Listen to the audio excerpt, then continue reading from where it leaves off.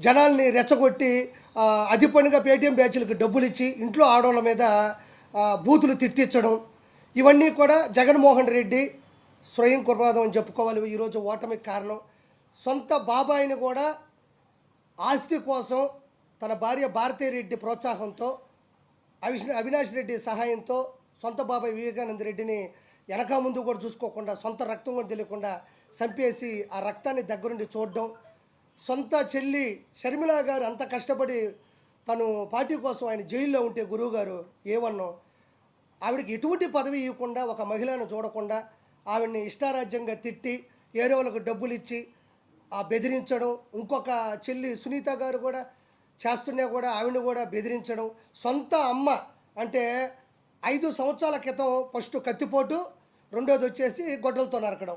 ఇప్పుడు కత్తిపోటు ప్లేస్లో రాయిని పెట్టాడు. ఇప్పుడు గొడ్డల ప్లేస్లో ఎవరిని చంపాలనుకుంటే ఒక్కరు కూడా దొరకడంలే. కులకరాయేమో కత్తిపోటు ప్లేసు, ఇప్పుడు చంపే ప్లేస్లో ఎవరూ దొరకట్లేదు. వాళ్ళ అమ్మేమో అమెరికాకి వెళ్ళిపోయింది, ఇంకొక ఆవిడేమో పుల్లు ప్రొటెక్షన్ కోసం ఇంకొక రాజకీయ నేపథ్యం ఎంచుకుంది, ఇంకొక ఆవిడేమో జనాలు తిరుక్కుంటుంది ఆడ చంపేస్తాడని. అప్పుడు అంత అత్యంత దగ్గరగా ఉండేవాళ్ళు ఎవరు కూడా అతనిచ్చి పారిపోయి ఇప్పుడు చచ్చిపోతే మనోడు సీఎం అవుతాడు, కానీ మనం చచ్చిపోవడం అవసరమా అని ఈరోజు చేయడం జరిగింది. వీటితో పాటు మేనిఫెస్టో పోగొట్టాడు. తర్వాత వచ్చేసి అందరికీ ఉద్యోగ అవకాశాలు అన్నాడు, ఒకడికే ఉద్యోగ అవకాశం లేదు. ఈరోజు జగన్మోహన్ రెడ్డి ప్రభుత్వంలో ఎంపీలు ఉన్నారు, మినిస్టర్లు ఉన్నారు, ఎమ్మెల్సీలు ఉన్నారు, ఎమ్మెల్యేలు ఉన్నారు, కానీ అంతకు మించి బూతులు ఎవడైతే తిడతాడో వాళ్ళకి పదవులు ఇచ్చి ప్రోత్సహిస్తున్నాడు. ఈరోజు నన్ను ఒక అమ్మాయి తిట్టింది, బూతులు తిట్టింది, మన భార్యని తిట్టింది, లేదా ఇంకోని తిట్టింది. ఈరోజు జగన్మోహన్ రెడ్డి అనే ఒక వ్యక్తి ఒక ఏవన్ను ఈ పేటీఎం కుక్కలకి ఇచ్చే డబ్బులు అభివృద్ధి మీద పెట్టున్నా కూడా ఈరోజు మంచి హాస్పిటల్ ఉండేటివి, స్కూళ్ళు ఉండేటివి, మంచి జాగృతి, మంచి సంస్కృతి ఉండేది. మన ఆంధ్రప్రదేశ్ కూడా ఒక రేంజ్కి వెళ్ళి ఉండేది. ఎంతసేపు ఇంట్లో ఉండే ఆడవాళ్ళు ఏం చేస్తారా, పిల్లకాయలు ఎందుకు త్వరగా పుట్టలేదు, వీళ్ళకి ఇంకా ఎందుకు పెళ్ళిళ్ళు అవుతున్నాయి, 3 పెళ్ళిళ్ళు ఎందుకైనాయి.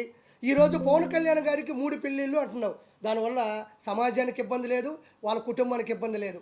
3 పెళ్ళిళ్ళు చేసుకున్నా ఏం కాలేదు, కానీ నువ్వు ఒక్క పెళ్లి చేసుకుంటేనే మీ బాబాయ్ పోయాడు. మీ భార్య భారతీరెడ్డిని కూర్చోబెట్టి అవినాష్ రెడ్డి పక్కన కూర్చోబెట్టుకుని ముగ్గురు కలిసి మీ బాబాయిని గొడ్డలతో కొట్టి చంపేశారని దయచేసి దస్తగిరే చెప్తున్నాడు, పాపం ప్రాణం మీదకి వచ్చినా కూడా. కాబట్టి ఇవన్నీ ఒక అవకాశాలు అయితే ఇప్పుడుండే పరిస్థితుల్లో ఎక్కువ ఉండేది ఏంటంటే, నేను మాట్లాడదలుచుకుంది దయచేసి వినాలి. మనకి 3 మతాలు ఉంటాయి ఎక్కువగా మన ఆంధ్రప్రదేశ్లో కానీ తెలంగాణలో. ఒకటి హిందుత్వం, మూడోది ముస్లిం, రెండోది ముస్లిం, మూడోది మనం తీసుకుంటే క్రిస్టియనిజం అని ఉంటుంది.